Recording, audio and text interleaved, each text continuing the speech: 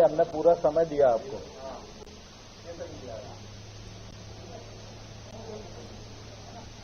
आज भारत सरकार और किसान यूनियन के बीच में 11वें दौर की वार्ता संपन्न हुई। इस वार्ता में माननीय पीयूष गोयल जी, माननीय सोम प्रकाश जी और भारत सरकार के अधिकारीगण, पंजाब सरकार के अधिकारीगण भी उपस्थित थे।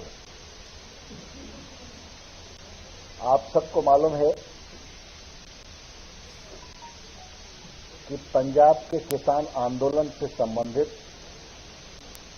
सरकार के मध्य और यूनियन के मध्य चर्चा 14 अक्टूबर से चल रही है कि पंजाब के किसान आंदोलन से संबंधित सरकार के मध्य और यूनियन के मध्य चर्चा 14 अक्टूबर से चल रही है और ये चर्चा लगभग 45 घंटे तक हो चुकी है। 11 दौर हुए, एक दौर अधिकारियों के साथ हुआ है। भारत सरकार प्रधानमंत्री नरेंद्र मोदी जी के नेतृत्व में किसानों के प्रति और गरीबों के प्रति, उनके उत्थान के प्रति पूरी तरह प्रतिबद्ध है और आगे भी रहेगी। देश के कृषि क्षेत्र में आमूलचूल परिवर्तन आवे, कृषि मुनाफे में आए, भ्रष्टाचार की समाप्ति हो, बिचौलियों की समाप्ति हो, किसान महंगी फसलों की ओर आकर्षित हों, नई नई तकनीक का उपयोग करें, वैश्विक मानकों के अनुसार खेती कर सकें और अच्छा मुनाफा कमा सकें। इस दृष्टिकोण के आधार पर प्रधानमंत्री जी के नेतृत्व में कृषि सुधार बिलों को राज्यसभा और लोकसभा ने पारित किया था। विशेष रूप से पंजाब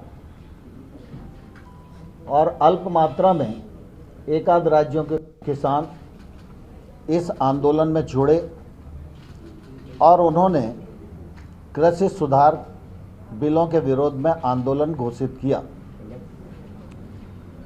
और इस आंदोलन के दौरान लगातार यह कोशिश हुई कि जनता के बीच में और किसानों के बीच में गलतफहमियां फैलें और उन गलतफहमियों का फ़ायदा उठाकर कुछ ऐसे लोग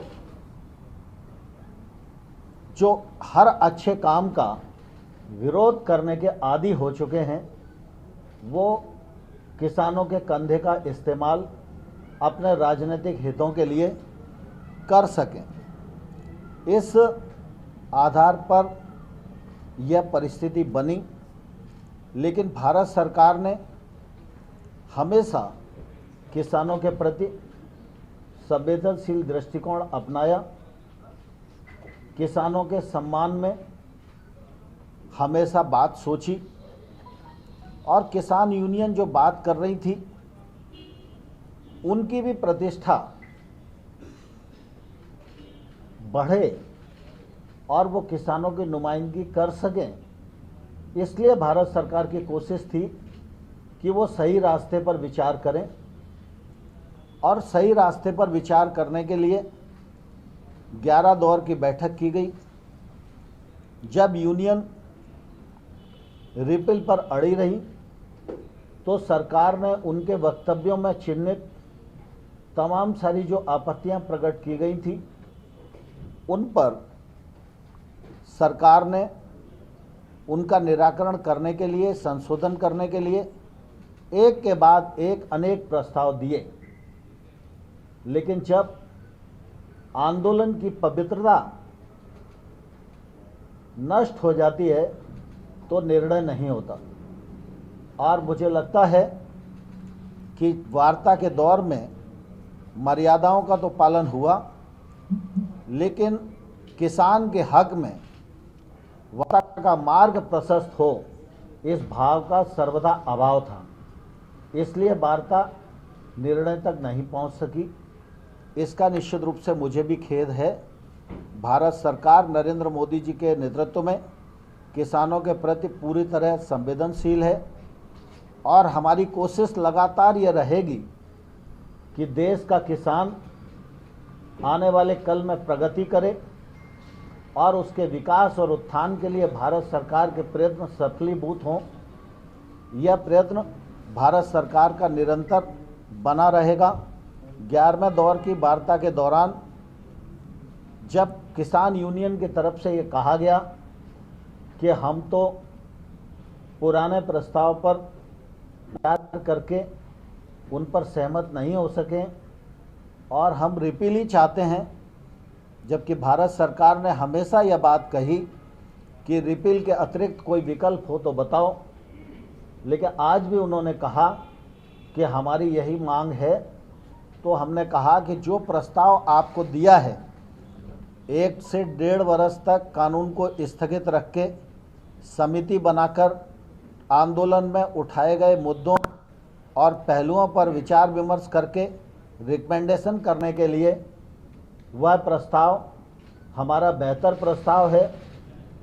उस प्रस्ताव पर आप पुनर्विचार करें। वह प्रस्ताव किसानों के हित में भी है, देश के हित में भी है और इसलिए हमने उन्हें कहा कि आज वार्ता को पूरा करते हैं। आप लोग अगर निर्णय पर पहुंच सकते हैं तो कल आप अपना मत बताइए। निर्णय घोषित करने के लिए आपकी सूचना पर हम कहीं भी इकट्ठा हो सकते हैं और उस निर्णय को घोषित करने की कार्रवाई को आगे बढ़ा सकते हैं। सर, आपने कहा ऐसी ताकतें हैं जो किसानों का इस्तेमाल कर रही हैं, कुछ इसमें कई ऐसे संगठन हैं जो लेफ्ट से भी जुड़े हुए हैं। आप लोगों ने क्या आइडेंटिफाई किए कि कौन ऐसे किसान नेता हैं जो आपकी और सरकार की और किसान नेताओं की बातचीत को सफल नहीं होगी? देखिए, स्वाभाविक रूप से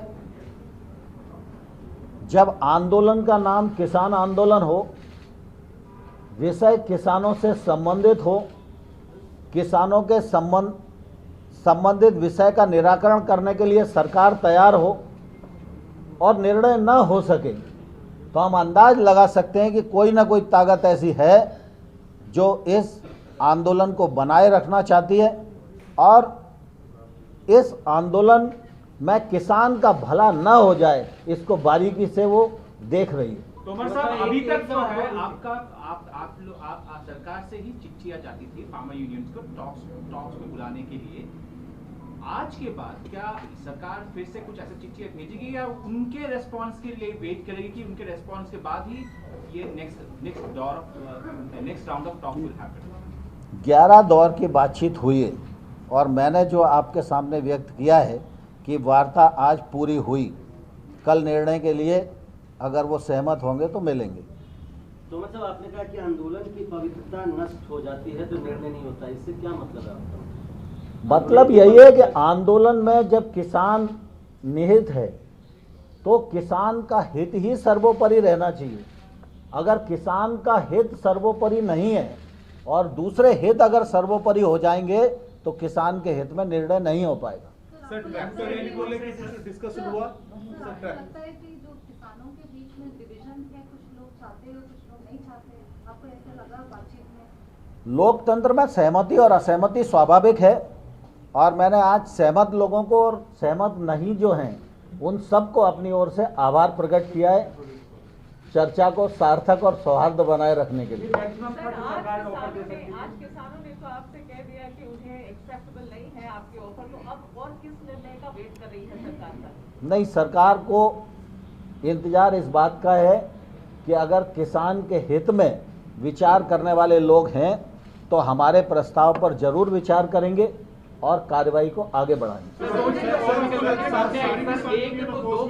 दो किसान यूनियन ऐसी थी जिन्होंने कहा कि उन पे अटैक हुआ था, दिल्ली पुलिस की कुछ किसी तरह की उन पे कमेंट करा। दूसरा सर, अब 26 जनवरी को क्या होने वाला है उसको लेकर के क्या बात? Tractor rally sir. देखिए, दरअसल क्या है, मैंने उनको आग्रह किया है कि आपने आंदोलन को अनुशासित रखने का जो प्रयत्न किया है उसके लिए मैं पहले भी प्रेस के माध्यम से भी उनको धन्यवाद देता रहा हूँ, अंदर की चर्चा में भी धन्यवाद देता रहा हूँ और मैंने आशा व्यक्त की है कि आप लोग आगे भी जो आंदोलन करेंगे वह आंदोलन हिंसक ना हो, कोई घटना दुर्घटना ना हो और अनुशासन बना रहे, यह मेरी निश्चित रूप से आपसे अपेक्षा तो है। अगर वो अपना निर्णय नहीं देते तो सरकार के पास क्या ऑप्शन है सर? अगर वो मना करते हैं लक्ष्मी, कल तो होने दो। ये तो आपने बताया बातचीत के बाद कोई उम्मीद आपको लगता है? किसान कुछ आएंगे आपसे मिलेंगे, आप अभी भी होपफुल हैं आज की वार्ता के बाद? मैं समझता हूँ हमेशा व्यक्ति को आशावान रहना चाहिए।